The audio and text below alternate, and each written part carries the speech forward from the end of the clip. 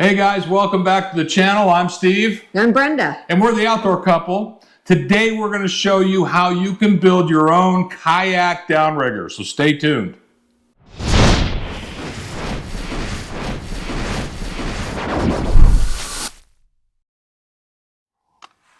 Okay friends, hey, welcome to my kayak. This is a native watercraft 12.5 Slayer Max.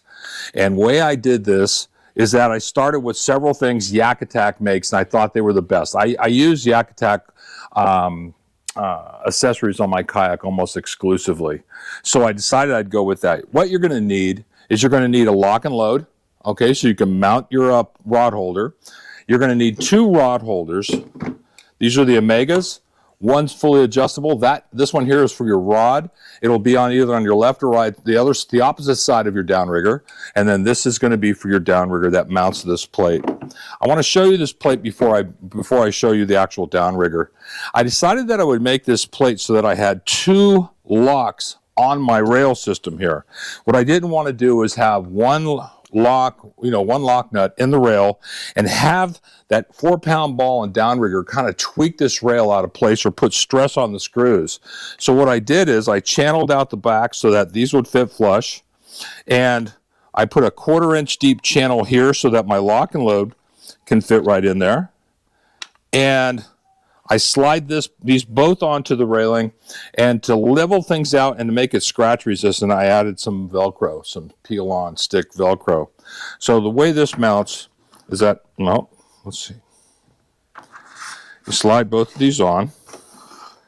I slide it down to about right here, and then you can use this wing nut thing that they got to tighten the front one, and then of course the lock and load tightens the back.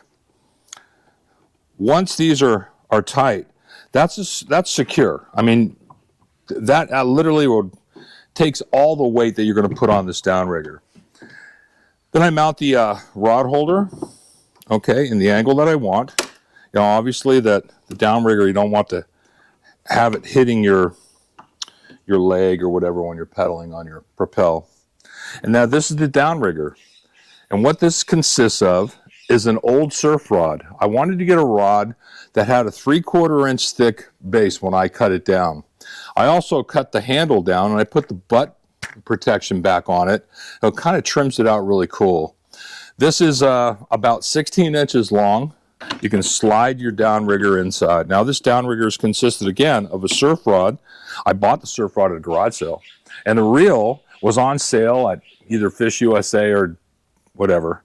And it's a convector, an Okuma convector reel. It has a line counter on it. This is important because you want to fish certain depths with a downrigger, and you can see it on your graph if you have a graph.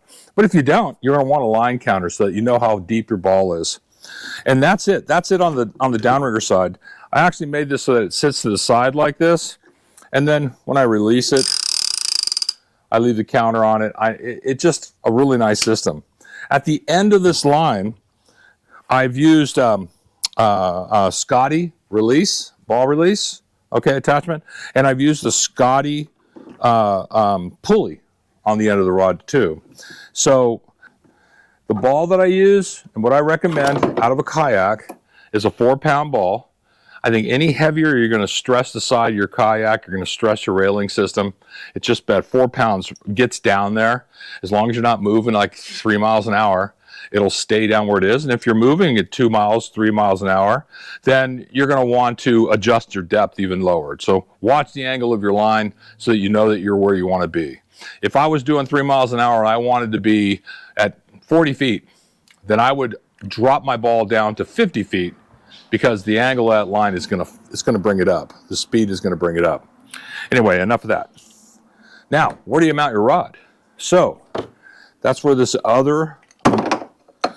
other Omega rod holder comes into play. That mounts right there. So the rod, and you can adjust this up or down. This isn't set. I like to have it about like that. So when the rod is in place, it literally arcs over and comes down right over the downrigger. So it's really out of your way. You can pedal with this system. It's not going to be hitting your legs. And when the fish takes it, it comes right up in front of you. So it's not hidden. You know, if it was hanging on the same side, you may not see the takedown. But this way is impossible to miss, and it's just not in your way. So you need two rod holders. You need a surf rod that has a 3/4 inch neck on it when you cut it down. And then you need a line counting reel. And on the reel, I put 300-pound Dacron line. And I use Dacron because it's quiet. I'm actually thinking about changing it on the downriggers on my boat. The line, if you ever heard line whine from a downrigger, wire line just makes a loud noise. And I'm not so sure that's so great for fishing. I think the fish can hear it. If you can hear it, they can hear it. So Dacron is extremely quiet. It doesn't make any of that humming noise, and that's why I put it on here. And I went 300 pounds, which is an overkill. You can use 200. 300 just sounded better, so that's why I used it. But anyway, that's the system. It's pretty simple. The hard part is this plate, and I want to detail that out for you.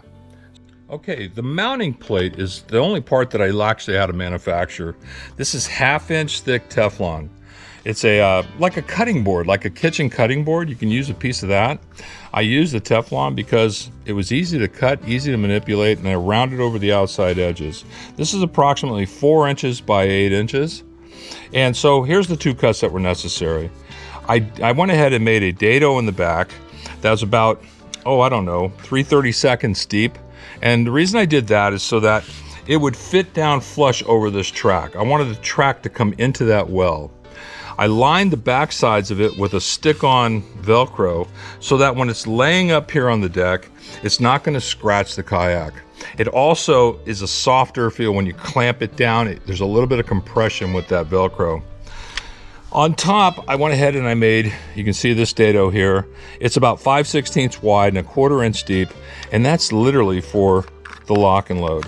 So the lock and load has these 2 parts on it here that slide into the rack. So I wanted to duplicate that on this mount. And when this thing's on with both of these attachments, it's on. I never worry about it racking or causing any stress on this railing, and that's really key. So I'll go ahead and dimension this in the comments and kind of describe what I used here so that you can know if you wanted to duplicate this or improve upon it, by all means. I'd love to hear your ideas. Anyway, this works for me. I've got some footage, that you just seen about, when I'm out on my boat and how it sets up, how the rod sets up. So I hope this has been informative. I hope you got something out of this.